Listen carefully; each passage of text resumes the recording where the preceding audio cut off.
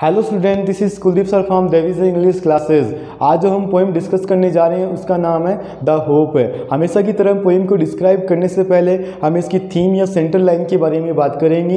इसके लेखक का नाम रंजन अग्रवाल है, जो राजस्थान के झुंझुनू जिले के रहने वाले हैं। और इन थीम के बारे में बता दूं, कवि ने इस पोइम के बारे में होप के बारे में बताया, उम्मीद के बारे में, आशा के बारे में बताया कि मनुष्य हो चाहे जीव हो चाहे जानवर हो, सभी के जीवन में होप का बड़ा ही क्या महत्व रहता है। अब हम लाइन टू लाइन हम पोइम को डिस्क्राइब करेंगे, एक एक स्टेंजा लेंगे। पहला जो स्टेंजा है, फर्स्ट जो स्टेंजा है, इसके अंदर होप के अलग अलग नाम दिए। कई बार एग्जाम में पूछता है ये अलग अलग नाम कौन से दिए, उन नामों के बारे, नेम्स के बारे में हमें क्या करना है, पढ़ना है। तो देखो, the hope is given different names.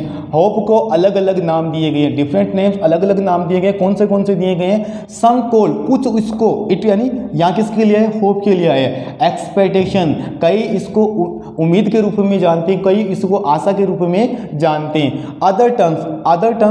Other अन्य टर्म्स कहते हैं इट फ्यूचर रिलेवेंस, कई इसे भावी संगत के रूप में जानते हैं, आने वाली बातों के रूप में भी जानते हैं। कई लोग इसे उम्मीद के रूप में जानते हैं, पहला तो ये वाला हुआ। दूसरा है किसके रूप में जानते हैं? फ्यूचर रिलेवेंस के रूप में जानते हैं, भावी संगत के रूप में जानते हैं। आज जो हम जितने भी कार्य कर रहे हैं उनकी उम्मीद किस पे रहती है? भविष्य पे रहती है कि हम भविष्य में इसका क्या करेंगे, कोई ना कोई फल प्राप्त करेंगे। अगला नाम देखें, सम अदर थिंग्स, कुछ सोचते हैं। It A measure of beneficiation, कई लोग इसके बारे में सोचते हैं। मेजर का मतलब मापना, ऑफ बेनिफिकेशन, बेनिफिकेशन का मतलब होता है धर्म संगत होता है, अच्छे काम करना होता है, समाज सेवा करना होता है, किसी की भलाई करनी होती है, वेलफेयर करना होता है, उसको कई लोग हैं इसको क्या बेनिफिकेशन, भक्ति भाव है, धर्म भाव के रूप में जानते हैं। पहला नाम दिया एक्सपेक्टेशन है, दूसरा दिया है फ्यूचर रिलेवेंस है, और तीसरा कौन सा दिया है? बेनिफिकेशन के रूप में दिया है, लोगों की सेवा करने के रूप में क्या है, दिया है। अब आगे पढ़ते हैं। टू मी, मेरे लिए, यहाँ पे मी किसके लिए है? लेखक के लिए है, रंजन अग्रवाल के लिए है। Hope is the creation of Saul. Creation of Saul का मतलब क्या होता है? आत्मा का निर्माण करना होता है, एक मनुष्य का निर्माण करना होता है। लेखक कहते हैं मेरे लिए क्या है? ये एक क्रिएशन ऑफ शाउल है, एक आत्मा का निर्माण करना, एक मनुष्य का निर्माण करना होता है, जिसपे हमें क्या रहती है? आशा रहती है या उम्मीद रहती है। तो एग्जाम में पूछेगा आपसे कि ये लेखक के लिए क्या बताया गया है? क्रिएशन ऑफ शाउल है। मेरे लिए, लेखक के लिए क्या बताया गया? क्रिएशन ऑफ शाउल के रूप में। अब हमने नाम सीखे, एक्सपेक्टेशन है, फ्यूचर रिलेवेंस है, मेजर ऑफ बेनिफिकेशन है, और चौथा है किसके रूप में? क्रिएशन ऑफ शाउल के रूप में क्या है, हमें बताया गया है। दैट मेक्स अस, जो हमें बनाती है, फील प्लेजर सम का मतलब प्रसन्न करना, खुश कर देना होता है। जो हमें होप होती है, उम्मीद होती है, जो हमें खुश कर देती है, प्रसन्न कर देती है। जब हम आशाहीन होते हैं, आशा हमारी टूट जाती है, हम दुखी हो जाते हैं। जब हमारे पास उम्मीद होती है तो हम बहुत ही क्या हो जाते हैं? खुश हो जाते हैं। And lip with the enthusiasm and glow, lip का मतलब भर देती है, एंथुजियाज्म का मतलब होता है उत्साह, एंड द ग्लो का मतलब लालिमा होती है। जब हमारे पास में उम्मीद होती है तो हम उत्साह से भर जाते हैं और चेहरे पे हमारे लालिमा आ जाती है। इन पास्ट, भूतकाल में, वी सर्वाइव का मतलब क्या होता है? जीवित रहना होता है, ऑन होप। अगर हम पास्ट में, भूतकाल में अभी भी जो जीवित है, किसी वजह से हमारे पास में कोई ना कोई उम्मीद थी, उम्मीद की वजह से ही आज हम क्या है? जीवित हैं। आगे देखते हैं, देखो, वी सरमाइज का मतलब क्या? अनुमान लगाना होता है, हम कोई अनुमान लगाते हैं। और फ्यूचर, हम भविष्य के रूप में कोई भी अनुमान लगाते हैं, तो हमें भविष्य के बारे में सोचते हैं। तो ये सारी चीज़ें किस पे डिपेंड होती है? उम्मीद पे ही डिपेंड होती है। बिकॉज ऑफ, क्योंकि किसके ऊपर रहती है? आशा के ऊपर, उम्मीद के ऊपर ही रहती है। होप किल्स नेगेटिविटी, होप क्या कर देती है? नेगेटिविटी को मार देती है, नकारात्मक को मार देती है, इनसाइड जो हमारे अंदर होती है। कवि कहते हैं, कवि ये हमें टेल्स कर रहे हैं कि जो होप होती है, जो हमारे अंदर नेगेटिविटी होती है, हम कोई काम करने के लिए हिचकिचाते हैं, एजिटेट होते हैं, तो अगर हमारे में उम्मीद होती है, होप होती है, तो अंदर की जो नेगेटिविटी होती है वो मार देती है और हम उस कार्य को करने के लिए तैयार हो जाते हैं।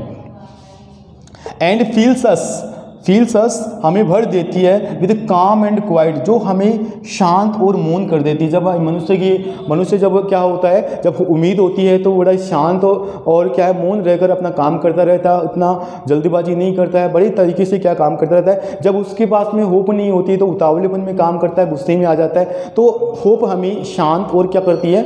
जो हमें मौन रखती है।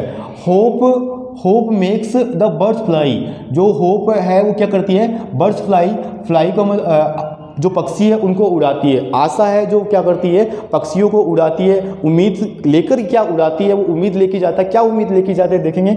इन search of food for young once. Young ones का मतलब क्या होता है, छोटे बच्चे होते हैं। अपने छोटे बच्चों की भोजन की तलाश के रूप में क्या जाता है, पक्षी उड़कर जाता है। आपको ये बताया गया है कि जो पक्षी है जब उड़ता है तो वो भी उम्मीद लेके उड़ता है कि वो अपने बच्चों के लिए कुछ ना कुछ दाना पानी लेकर आएगा। In search of food and for young ones and material of to the build their home.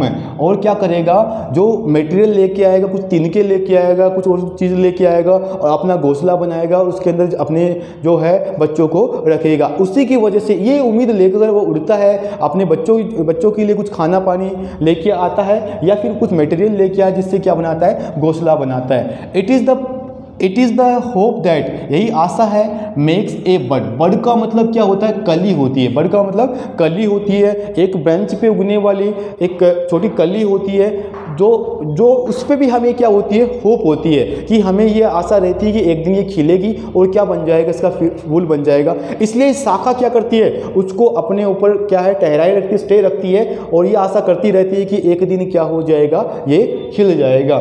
Stay on the branch, अपने ब्रांच पे रखती भी, शाखा पे रखती है। एंड ब्लूम का मतलब क्या होता है, खिलना होता है। ऐसी आशा करती है कि एक दिन क्या हो जाएगा, खिल जाएगा। आगे देखिए दूसरे स्टेंजा के अंदर, ट्री लूज देयर लीव्स। जो पत्ते होते हैं वो अपने क्या कर देते हैं, अपने पत्तों को छोड़ देते हैं विद ए होप। जब पतझड़ ऋतु आती है तो जो पेड़ होते हैं वो अपने पत्तों को त्याग देते हैं। अब किस लिए त्याग देते हैं, आगे देखो। दैट वन डे, एक दिन, it will be laden with the green hues. Green hues का मतलब हरियाली होती है कि वापस जब बसंत ऋतु आएगी तो उसके पत्ते क्या हो जाएंगे, वापस अच्छी तरह से खिल जाएंगे। इसलिए जो पेड़ होते हैं वो अपने पुराने पत्तों को छोड़ देते हैं, आशा करते हैं कि आने वाले दिनों के अंदर क्या होगा, जो क्या है, वापस हरियाली से लद जाएगा। होप एनलाइट का मतलब प्रकाशित कर देती है। द लाइफ्स ग्लूमी का मतलब अंधकार होता है। थ्रू फार का मतलब क्या आता है, रास्ता होता है। हमारे जीवन के रास्ते में जो अंधकार आता है उसको क्या कर देती है, एनलाइट कर देती है, प्रकाशित कर देती है। अंधकारों को क्या कर देती है, भगा देती है। इसका मतलब बताता है जीवन में बहुत सारी कठिनाइयाँ आती है, अगर हमें उम्मीद होती है उन कठिनाइयों से हम क्या करते हैं, पार ले जाते हैं और हम एक अच्छा जीवन की क्या करते हैं, उम्मीद करते हैं। आगे पढ़ते हैं, देखो। एंड मेक्स अस फील, हमें महसूस करवाती है। द फ्रेशनेस का मतलब ताजगी, मोहम्मद गुमार हमें वापस क्या कर देती है, जोश से भर देती है, हमें ताजगी से भर जाती है। जब हमारे पास में उम्मीद होती है तो हम वापस क्या है, जोश से भर जाते हैं।